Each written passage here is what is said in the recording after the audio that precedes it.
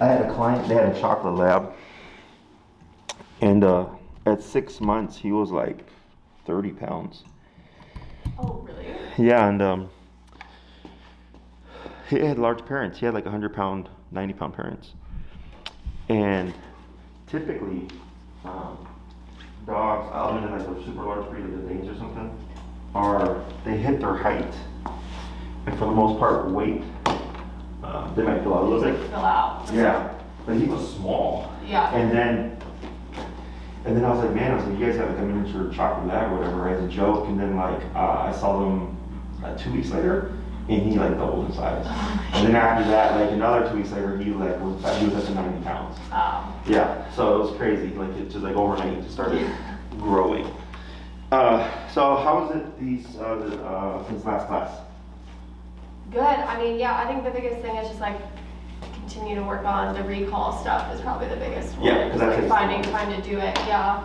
But otherwise, yeah, no, he's great. I mean, he's still like Mr. Social. Sure. But yeah, it's just like working on that when people approach and him staying, and he is better. Like if he sees someone he wants to say hi to, like, okay, actually this is a question. When he sees someone he wants to say hi to, 8 out of 10 times he'll just automatically sit. Like he'll just stop moving. And I'm like, okay, well I guess that's better than like running towards them. But it can kind of get like we just stop and wait every single time. Like I don't know if that's something I should continue to do or. Oh, I see. Do you know what I mean? Is he assuming that he's going to greet them, and so he just sits? He's like, I'll just sit and see if they come to me, because I know if they come to me, then I can say hi to them. Yeah, I would keep going. Okay. Because even though he's doing something that's technically better, the choice he's making is still impulse-based. You know, he's going person, boom. Yeah. Right, because he's anticipating that. So I would just keep walking. So what you would do is you would just, if you walk and you hit tension because he put himself in a sitting position, you would just keep a little bit of pressure and tap and bump until he runs forward, and then you just keep walking. Okay. And eventually that'll stop, and he'll stick to you. And maybe not so much ignore, but like not assume like, oh, you know, because anytime he chooses for something, even if it's better than what it was before, and we stop or we opt to like give into that, he learns that pattern. Yeah. You know, so in this case, he's making a decision, not me. Correct. So we don't want dogs making decisions, because dogs make decisions that are self-fulfilling, and they don't make decisions based on like making us happy. You know, so he's like, oh, person, I'm gonna sit down because I want them to approach me, and this is something that I think. Yeah, like you hear someone right now. So I'll just keep going and tapping. Same thing for like, you know, if he's trying to like step aside to pee on something, most people let it go because they're like, oh, the dog's peeing and this is a potty walk. And I go, not if you said heel. Yeah. Heel is tap, we're gonna walk right now. Yeah. And then, you know, I might walk a little bit longer and then say break to give him the opportunity to potty, but not on his. Not on his watch, yeah. Exactly, because the more decisions he learns he can make, the more he's gonna start making decisions. So, anything else? No, nothing comes to mind right now. So what we'll do here is, does he have any concept of the sit or down commands? Yeah, ever since I got him, like he was like auto sit. Like he's always been really good at sit. Lay down is a different story. Okay. He'll do it, but like it's I'm having to point all the way to the ground, and so like I've tried to do this, and he like gives me his paw, so I have to physically touch the ground before he like fully lays down. Okay. Does he have any allergies? Not that I know of. Do you have any allergies on you? No? Okay. Let me go see if we should have some.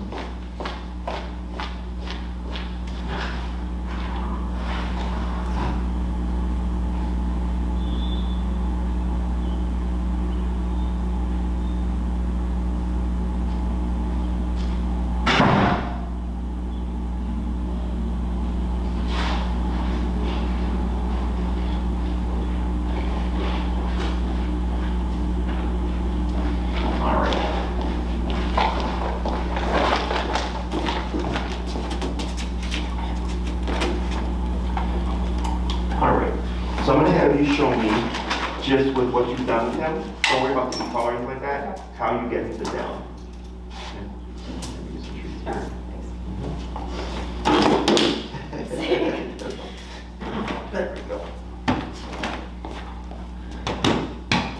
Go. Sit. Lay down. Lay down. Lay down. Lay down. Lay down. Okay. Good boy. We'll try a couple more. Up. Lay down. Lay down. Lay down. Good boy. And one more. Up. Lay down. Lay down. Good boy. Good. So what we're gonna do here, you're gonna lay your collar over that, and actually I'll do the first couple, Okay. just because since he's so big, and may I see your collar if you remove these? Yeah.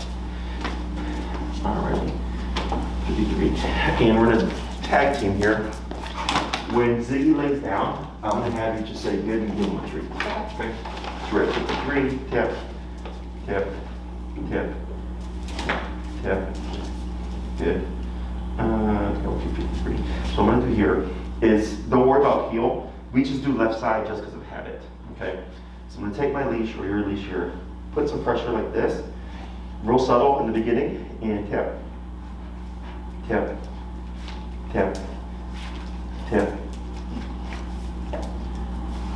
tip, tip. Too much pressure. I'm gonna go down to 30. Tip. Good. Tip. Tip. Tip. Good. Tip. Tip. Tip. Tip. Tip. Tip. Tip. Tip. Tip. Tip. Tip. We're gonna bump it. 35. Tip. Tip. Tip. Tip. Tip. Tip. Tip. Tip. Good. Tip. Tip. Tip. Tip. Tip. Tip. Tip. Tip. And go 40. Tip. Tip. Tip. Tip. Tip. Tip. Tip. Tip. Tip. Tip. Tip. Tip. Tip. Tip. 45. Tip. Tip. Tip. Tip. Tip. Tip. Tip. Almost. Almost. Yes. Good And great. boy. Good break. One more. So the first one's always the hardest. Yeah. Then after that it gets easier. We're not worried about the command of down or lay down because we're teaching them the concept of pressure. Mm-hmm. A little bit of pressure there and tip. Tip. And there we go. Good break. 2 more.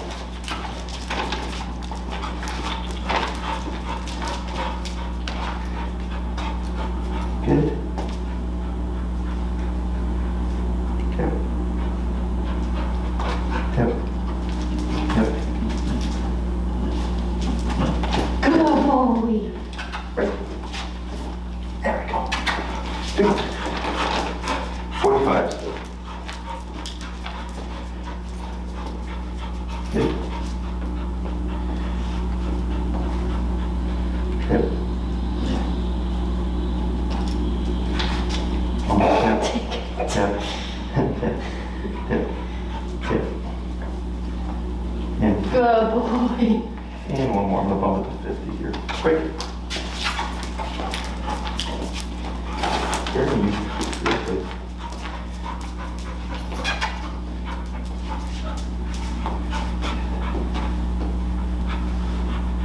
Tip. Good. Good boy. Okay, so we're gonna pause right there. So here at the beginning, it's against instinct for a dog to lay into pressure. It makes someone move out of it. So that's why you saw him kind of Oh, take bucking. it away. Okay. So we were at 53, and then I saw a good hit at 53. It was too much, so I went down to I think 30 or something. And little by little, and I was using a little bit of hand pressure on his shoulders. Mm-hmm. And you saw him get kind of sensitive to that because he was going like getting nippy. Mm-hmm. Because there's 3 points of pressure. There's the leash, there's the e-collar, and there's my hand. So I have to balance all these levels of pressure carefully, because if I do too much, then the dog gets panicked. So I'm slowly increasing on here, I'm slowly increasing on the hand, and then eventually once that first one kicked in, all the rest are easy. Okay, because he's just thinking, I feel this, I don't like this, I want to move away from it. So I just gradually work him through it. And so eventually, he got tired and just laid down, and good, feet, repeat, right? And all the other ones were the easiest, the last one being the most easy, with a single tap and him getting into it. So here, even if I get a dog that's already trained, like I get dogs that someone sit down, boom, and they'll just plop, because they've done lots of food-based training, but the dog won't hold it down, because there's no consequence for getting up. So then we have to reteach it using this, okay? So I don't care how the dog was trained before, almost always I have to reteach using pressure or using, even if the dog's been e-collar trained before, a lot of times people use it as a punisher as opposed to using it as a means of putting the dog into the position, right? So here, when he feels that light pressure on the leash and the tap, it's putting him in the position of down. Does that make sense? Yeah. So eventually, as we practice this, if I have Ziggy in a down, and I'm 20 feet away, and he gets up and I tap him, he will go back in that down position. When we get punishment-based training, what you're going to see is when you tap the dog, it's actually going to push him out of it, okay? Because they're using it as a don't get up, but if they've never taught the dog to lay down with it, the dog doesn't know how to respond to it, okay? So this is why I always have to recondition things. And then once the dog gets it fluently, then we start to layer in the word of lay down or down, okay? So I'm going to do 3 more with him, and then I'll pass them off to you, okay? And we'll continue with the food as well, right?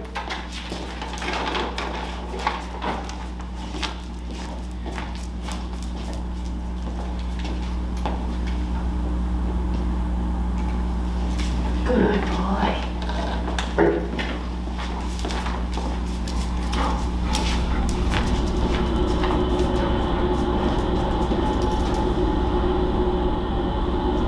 So now he's assuming, so this is what we actually would feed. Oh, because you wanted to do it with the clip. Correct. So now what I'm going to do is I'm going to tap him into a sitting position. So this where things get a little confusing. Good.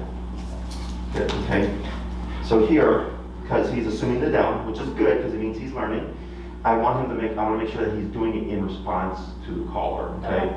So if he lays down, I simply up and tap, bring him to a sitting position, I go up to 57, and then I wait a moment, and then I'm going to kick in with the leash pressure. Tip. Enter, and then the feet. Okay, break. We'll do one more.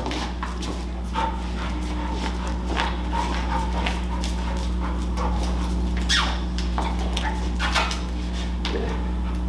And wait a second, see if he does it by himself. Good. There. Good. So as long as I kick in with pressure and the tap, then he can lay down. Okay, so technically, because some dogs will, when they see you lifting your foot to do this, they'll start laying down. That's technically okay, because they're recognizing the foot stepping on the leash. So even though pressure hasn't kicked in, it's technically still a part of that cue. So they can go down with either, like with the pressure and or the clip. Okay, Yeah. that's fine. And of course, we're gonna layer the word down before the end of class.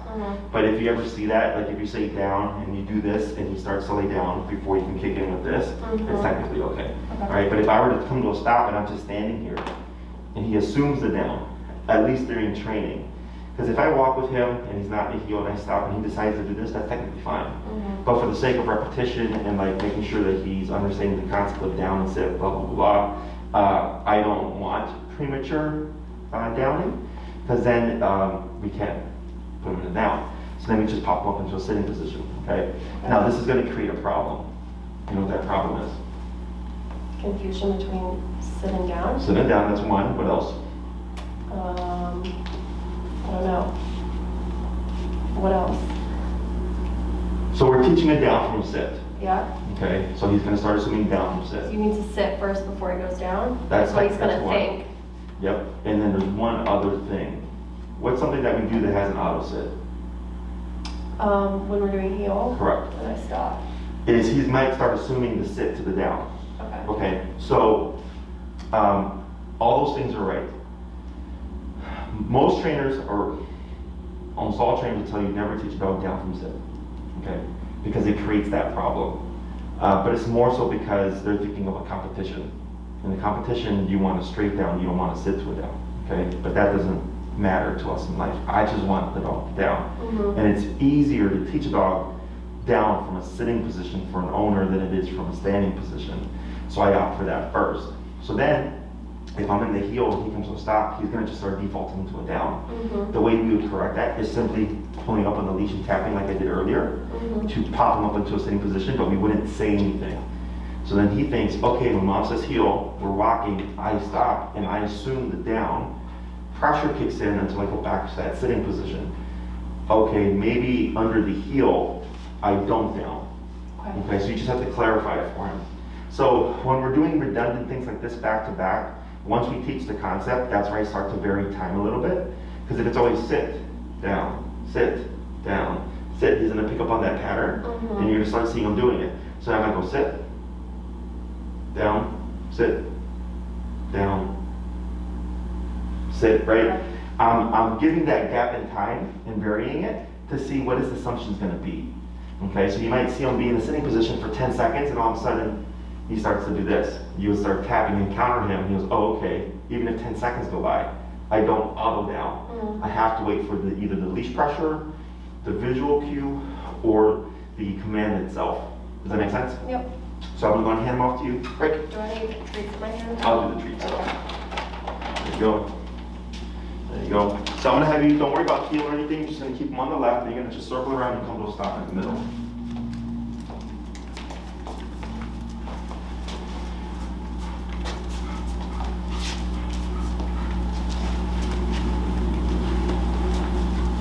There you go.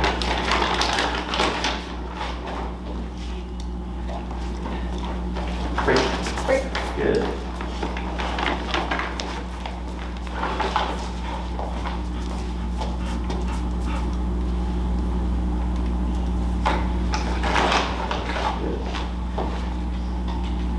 Do more. Break.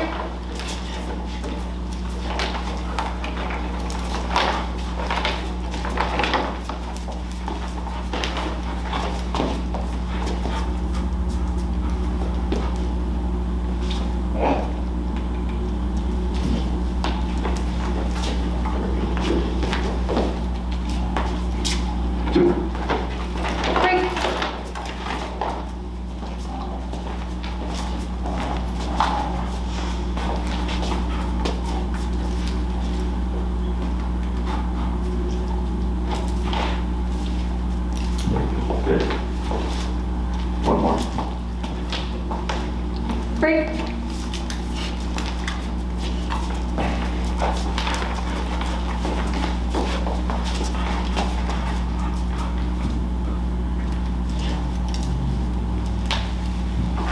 Okay. So now what we're going to do is we're going to start layering the word. So you're going to circle around and come to a stop.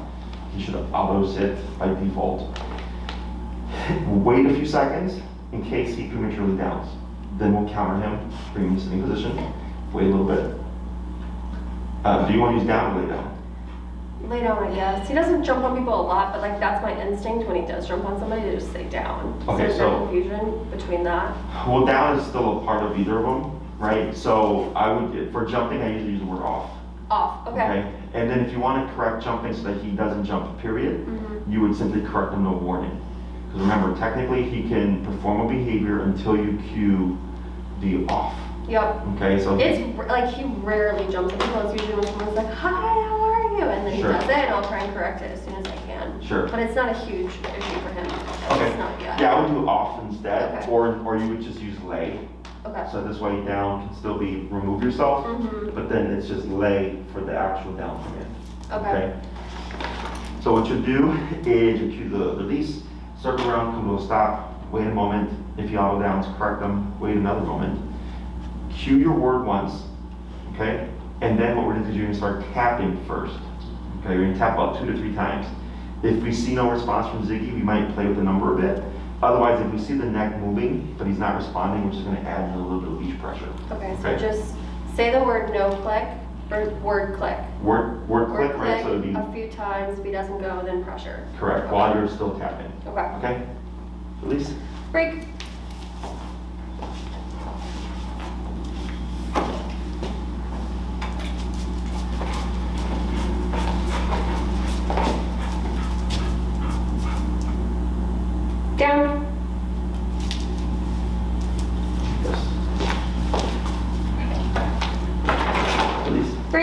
Good, one more.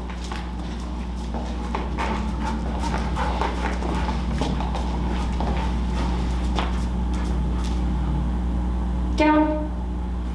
You know who he reminds me of? Yeah. Alf. Who's that? You never saw Alf? The alien? I don't think so. The brown alien dude? No, but I'm definitely gonna look it up now. His like,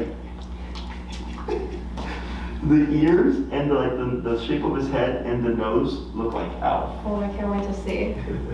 Really? Break. It's like right now when he was looking at me expecting the tree, I'm like, that is totally Alf right now. Oh.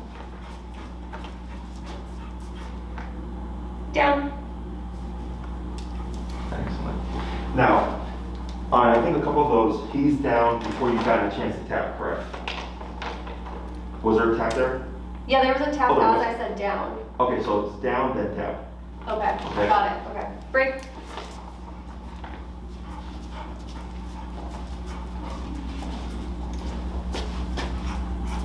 Down.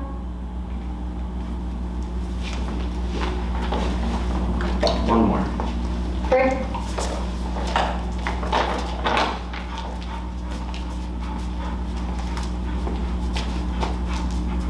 Down.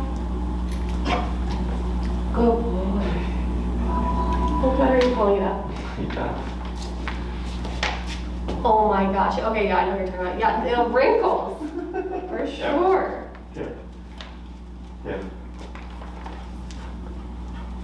There we go. Good. So right there, he broke position. Okay. And you did like 2 taps and he went back into position. That was the purpose of the exercise earlier. Okay. Is now, because we don't ever want to repeat things. We want the dog to know how to self-correct in response to pressure. Because if I say down, he does it because down means go into tip. Tip. Exactly. Into this position and stay there without the word of stay. So if I down him and he breaks position and I go no down, I'm just again resetting the command. Yeah. Nothing told him not to get up in the first place. So he technically has to do the behavior, be corrected for it with no warning, self-correct and go, oh, mom says down and do this. If I get up with no permission, this happens. If I go back into position, it disappears. And if I stay in position, nothing happens. Oh, down means do this and don't move. Yeah. Okay? So tip, tip, tip. There we go. And you're at 53. 58. Let's go to 65. Because that was 3 attempts in like a span of like 1 to 2 minutes. So if they're that close together, I just little by little go up in power. Because he should again stay there and hold that position. Yeah. So with the place command, we taught place first because it's easier, or the easiest stationary command there is, because it's just go here, don't move. Sit, stand, lay down, play with a toy, chew on a bone, I don't care, but don't step off of the perimeter, right? For the down, it's very specific. It's go into this position and then don't get up.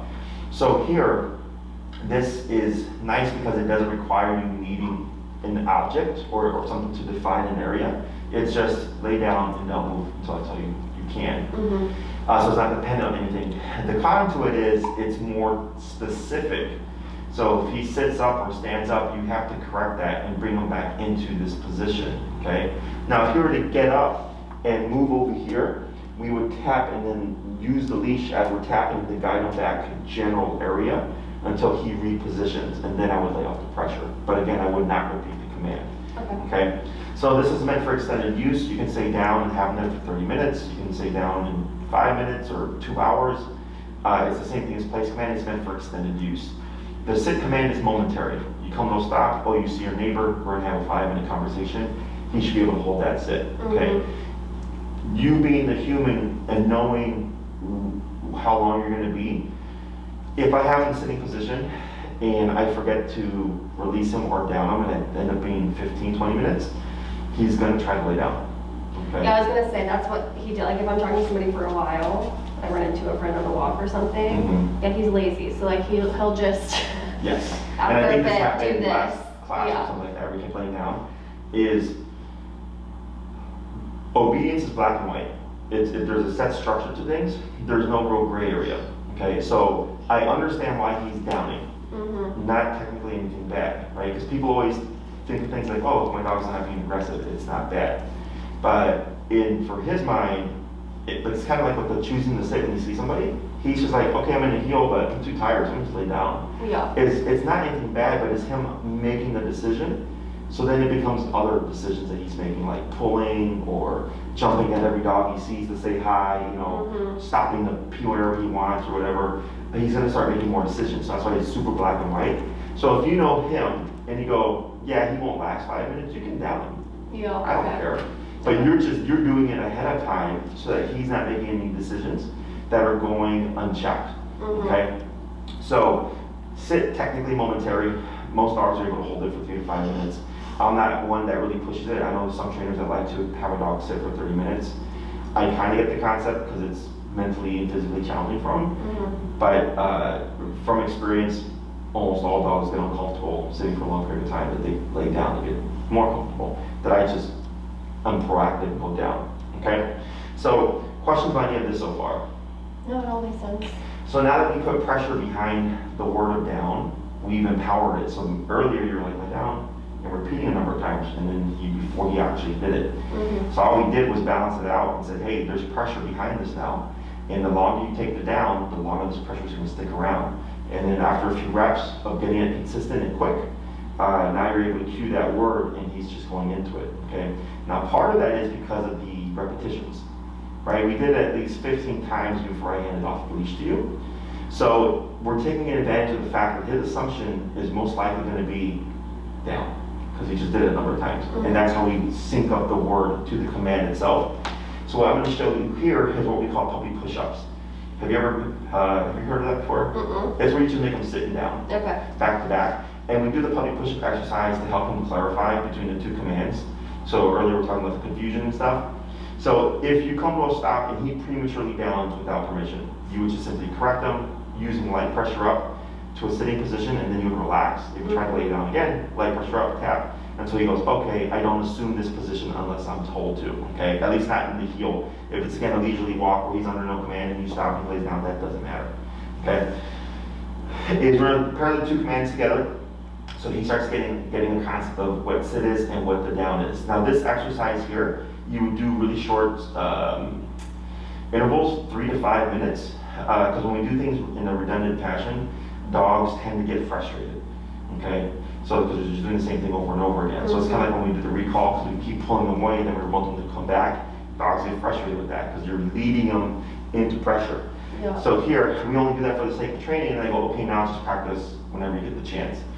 With this same kind of concept, because we're going back and forth, the dog's gonna get frustrated potentially.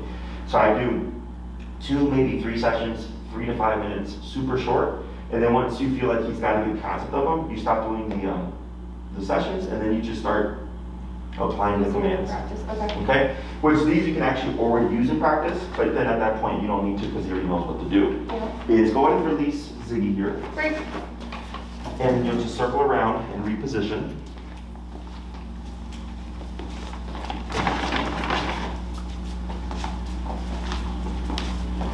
Good.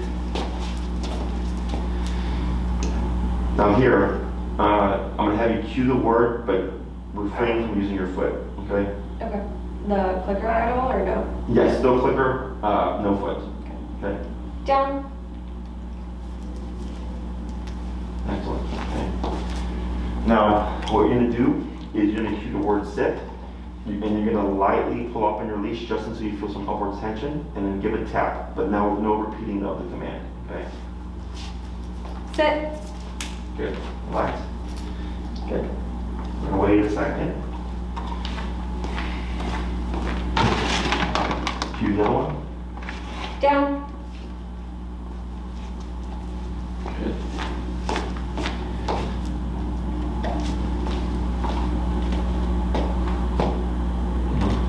Sit. Good. Relax. Tap, tap. Tap. Tap. Relax. Wait a moment.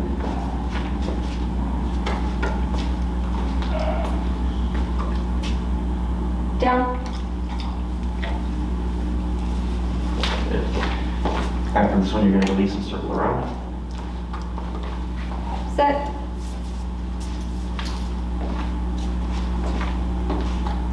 Break. When I do sit, am I also doing the cooker? It doesn't pop up. Okay. So like on one of them, that like the second to last one, he popped up very quickly, but then he didn't hold it. He just like slid down into the down position. So right there we started Then tapping. okay. So technically, even with the down, if you say down and boom, he starts going, you would not tap. Okay. So with all the commands, except for the recall, we lay off the tap if the dog performs the behavior. Okay, so if I say sit, boom, and he does it, no tap. If I say down, boom, no tap. So he's thinking, the faster I move, I can beat the punch. Got it. But with the recall, because we want to proof it, we always tap, because if he comes to me after I call him and I do a delayed tap, it's going to confuse him. And he might think he's doing the wrong thing, so then he might run off. Then we keep tapping to make him return. So that's the exception to those commands, because that one, it's a common problem. Okay. So that's why for that one in the beginning, you're always tapping when you call him, because you're trying to prove it. So he understands that tap always means perform the return. Yeah. Okay? Okay. Down. Tap. There you go. So like right there, there's a little bit of a delay that you have to kick out the tap, but as soon as you did the tap, you started to go into position.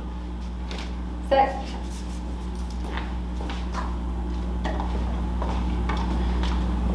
Down. Now here, you're just gonna go straight to a release. Break. Good, one more round.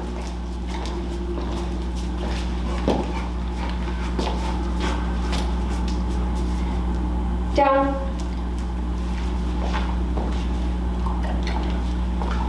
Sit. Tap, there you go.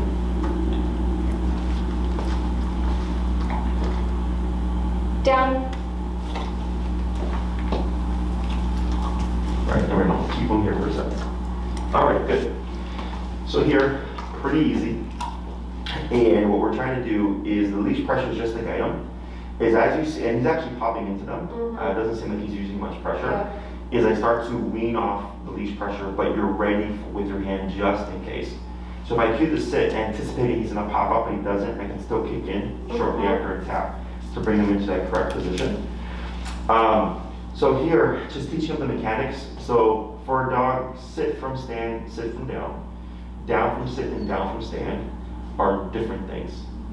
Okay? Okay. So if you want him to be very fluent with it, as he gets used to it, you would give him the command like if he's in a standing position, down. Okay, but it's not, for the average dog owner, really not super important. The other problem earlier when you said he's gonna sit before he downs is super common with this. It's okay, it's not a big deal. Okay, it just means he's gonna have an extra step before going into the full position. Now for me with the down, I care about aesthetic, I care about function, not aesthetic. So right here, this kind of lazy down is perfectly fine. If you'll hold that position for 2 hours or whatever, or even this here, that's what I care about, okay? I don't worry about the Sphinx-like down, where they're very like upright and proper, because it's not comfortable for a lot of dogs. So if he decides to do this and then he stays here for the next 2 hours, great, okay? If he tries to sit up or stand up, that we would correct without repeating, he should go back into the position. Now, we might get panic and confusion sometimes. They tend to look, earlier when I was stepping on the leash and kind of bucked back a bit, that was a little bit of panic. Confusion will be like a lot of just shuffling around, because he may have not heard the word, might have been distracted or something, so he's trying to figure out what's going on. Is instead of repeating the command or taking off the pressure and resetting, I always work dogs through things. So I keep the pressure on, and if anything, I would just use my leash to apply pressure on the back of the neck to help him realize, oh, this is what I'm supposed to do. Okay. So the reason why I suggest we always work through these things is life is not perfect. Something's going to happen. He's going to go under stress, and we're going to need him to do something. If we've never made him perform under stress or through confusion or through panic, it's not going to happen. So this is very controlled context, right? He's on a leash, we're inside or whatever. If he panics and runs off or whatever, not a big deal. He's not going to get anywhere. So I work him through it, and I've had dogs take as long as 5 to 10 minutes of trying to work through the confusion, and then finally they get it, right? And then we do a little bit more, and then we let them go and let them decompress and stuff.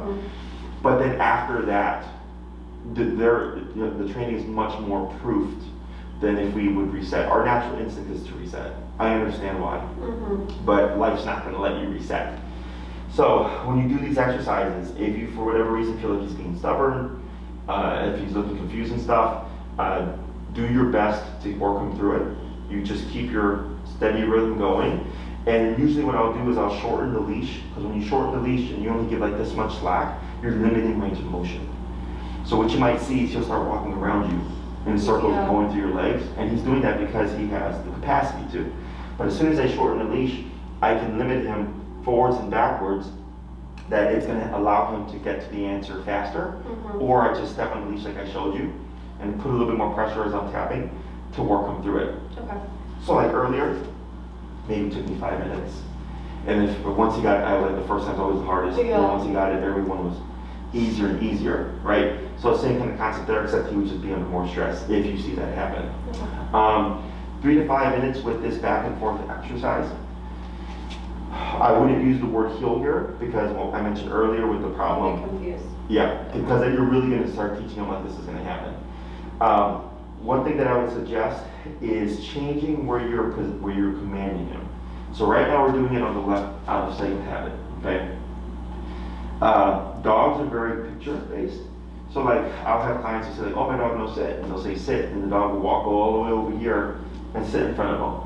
Okay, because that's what we teach it. And we're always feeding right here. So the dog thinks sit is not just this position, it's also this position right in front of you. So instead, we start downing them and sitting them at our right, in front of us, 2 to 3 feet of us. It comes down to how well trained you want him to be. Okay, if it's just like, I just need my dog to down and I don't care if he's always on my left side, then you just train for that too. Does that make sense? Yeah. The reason why we use food today is because putting a dog in a down position using pressure tends to be stressful. So I try to balance it out with food so the dog can associate like nothing to be worried about. Okay. Okay. So this you can continue for the first couple of sessions that you do. Otherwise, if you feel like he's doing really good, no need to. You just work through it. Okay. When it comes to application, if you've been doing place, I would just swap place with down sometimes. Okay. Okay, so to try to catch him up on this. So stay tends to overlap. So if he's been able to stay on the place mat for an hour and a half, like he's got that down, now you're just saying, okay, now stay for an hour and a half, but in a very specific position. Yeah. Okay, so that should be easier. If I'm sitting at a desk, I'll have the leash slack, I'll step on the leash after I down the dog, giving him about a foot, maybe 1.5 feet of slack. So it's easier for you to feel if he's getting up and stuff. Okay, so you'd still do it in your immediate space. So anytime you're going to be stationary, watching TV, eating lunch, dinner, doing work from home or anything like that, that you can keep your foot on the leash, you can practice this command. You can also opt for this one more at the beginning, just to catch him up with stationary work. And then once you feel like they're kind of both on the same page, you can start doing more half and half. Okay? Excuse me. All right. Other questions? No, I don't think so. That makes sense. Does he have any toys that he's crazy for? Yeah, he does. Oh. Yeah. I keep the toys like away. I mean, I have like a couple out, but I just like alter them. So basically, whatever the new toy is that's out is his favorite. But there's not like one specific one that he always likes. Does he have balls, right? Not a ton, no. I mean, like he'll do it for maybe like 2 times, and then he's over it. He's over it. Yeah. What you can do as hard proofing is if he's in the down. Okay. Good. There you go. Is like we'll take like a ball, they have balls, right? And we'll bounce it near them. And then they'll obviously get up several times and just correct them like you did. Yep. But then you can reward with the break and then the throw, the toy, whatever object it is that you're using to teach them that impulse control. This isn't a command that I would use, for instance, with like people that want to approach them. You always want to use a sitting position because with the down you have to give more slack. So then you give more slack, he has more range of motion for jumping forward, as opposed to a sitting position. If I shorten the leash, he's only going to have so much slack. Okay. And then here you can see how he's getting a little bit unsettled, Yeah. right? Because he's wanting to do something. Mm-hmm. So keep an eye on that. What you might start to see him do is army crawl. And you hear, like he'll do this too, like when we work on duration, he'll Mhm. start to do this. So give it a tap here. Let's see what happens. So if he starts to whine on duration, you can correct him. If he's on place and he's whining and you correct him at like 58 and he whines 30 seconds later and you tap him and 30 seconds later he's whining, we bump the number. Okay. What's going to happen is at some point you're going to hit his threshold and you're going to tap him to correct him. He's going to break off of place. You're not going to say anything. You're going to just keep tapping, lead him back with leash pressure. He goes back on. We go back to what we're doing. And you should see a bigger gap between the whining. Okay? So what happens is if I correct him for the whining on place and he hops off and I keep the pressure on it, is he's thinking that being on place is what made the tap happen. Okay. So it's going to be confusing. So then we tap him back, and he goes, okay, I got tapped, I jumped off, I got tapped again, jumped back on and disappeared. So it wasn't the object. Mm-hmm. What else was it, right? And it usually takes about 2 to 3 times. Him jumping off would imply that you're getting closer at the level that's concerning to him. That should dissuade the whining. Otherwise, if you're tapping him and he's staying on place and he's still whining, it's because it's not concerning enough yet. So that's why the confusion happens, because he's thinking, oh crap, what did I do wrong? Mm-hmm. He flushes off and we correct him back, and then eventually you'll see him go into a resting state without the whining. Okay. Same thing for the down. Here you tap him at 58. There's a delayed reaction, right? Like he That's 65. or 65, Yeah. and he kind of perked up like a second and a half after the tap, and then laid down, and then the whining stopped. Mm-hmm. Okay, so that was good. I would have anticipated he was going to flush out of the down position. Then you would have just kept tapping. You can circle around general area, Mm-hmm. and then keep tapping until he repositions. And that's probably where you're going to see the confusion, is because is when you circle around, when you stop, when you keep the pressure on, and then that's when you apply the leash pressure to reposition him, and then reset, or not reset, but lay off the pressure unless he starts whining again.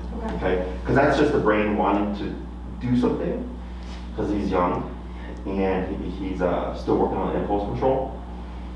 So that's where it comes from, because he's not wanting to stay still, he's wanting to actually move. Yeah. Okay? Other questions? Mm-mm. I think so. So with these commands, you can start, aside from the 3 to 5 minutes, 2 times a day, find places where you can apply them. Mm-hmm. For me, sit's like one of the least useful commands, because I teach default sit for like everything. Automatic sit for the heel, automatic sit for the recall. I usually only reward dogs when they're sitting, so if I bring out a treat, my dogs will just naturally sit. Or if I bring out a bone or an ant or a toy, they just sit. Yeah. So sit for me is the least useful. So it's just finding places where you can apply it. And of course, only using these words if you can reinforce it. And that's pretty much it. Okay. Okay? Cool. Anything else? No, I guess what do you think we should do next week? So is that number 6? Yeah, next week is the last one, I think. Okay. You can do a couple things. One would be, there is the stay command. Okay, which is different, so I don't say stay with these stuff. So the way I teach stay is, if you come to a heel and you stop, he automatically sits. What's the command that he's in? Ooh. A stay? Why? What's the last Because thing you said? haven't. Did you say sit? No, you don't say sit. Right, so what's the command? What were we doing before that? Heel. Oh, heel. Yeah, heel. Yeah. So when you're in the heel, you come to a stop, he automatically sits. Yeah. So people tend to see what the dog is doing and think that's the command. Mm-hmm. Okay, so they go, oh, the dog is in the sit, but no, the dog's in the heel. Yeah, tip. See, the dog's in the heel, and tip, right there. And it's an auto sit. So if you were to walk again, his inclination is going to be to walk with you. Okay. So right there, we teach stay. Okay, so now it's, I'm going to walk, you're not going to walk. Tip, tip, tip. I'm going to walk, you're not going to walk. So I say stay when the dog is already in the position, either because of the command, like heel or recall. We don't say stay with sit down or place, it's implied. But like, let's say he's already on his dog bed and of his own choice, and you decide, actually, I was gonna send you there. Technically, you have to like remove them and then say place, because it means go there, don't move. Mm-hmm. So instead I go stay. Now it becomes a place command. I see. So like if Ziggy would already be in a down position, oh, I actually need you to not move, stay. Same thing for the sit position, okay? So I use stay when the dog is actively already in position, either of their own choice or through another command, and we want to override it and teach them like, hey, I need you now not to move, okay? Also kind of one of like the least useful commands, but that technically would give you your 6, because you have heel, place, recall, sit, and down, which leaves stay as the final command of functional pet obedience, okay? So that's one thing you could do. The other thing you could do is you can take some time to just practice on your long leash, drilling out the recall. I would say at least 2 weeks, if not more, to figure out where is he having problems, okay? And then you can have your final session. Now, if you're gonna do that, bear in mind that right now I get crazy busy. Yeah. So if you can either, one, just plan ahead and tell Maria, hey, we're gonna push class 6 a month from now or whatever, and she'll see where she can fit you, or you just play it by ear, but then once you feel like you're ready, reach out, but expect there to be a little bit of a delay before we get you in, okay? So I don't care what you do, Yeah. just let Maria know. But those would be your couple of options. Is one, we can teach to stay, and then you can finish your program and you just practice your stuff. Yeah. Or you can just drill out your recall, see where he's having issues, or see where you're having issues with his other stuff, Yeah. and then come back later, and then we fix that. Yeah, that one might be the most useful, honestly, for him. So I may do that. I'll just Yeah. let Maria know. Yeah, just let her know, Okay. and then she'll adjust the calendar accordingly. Okay? Okay. Awesome. Thank you. Thank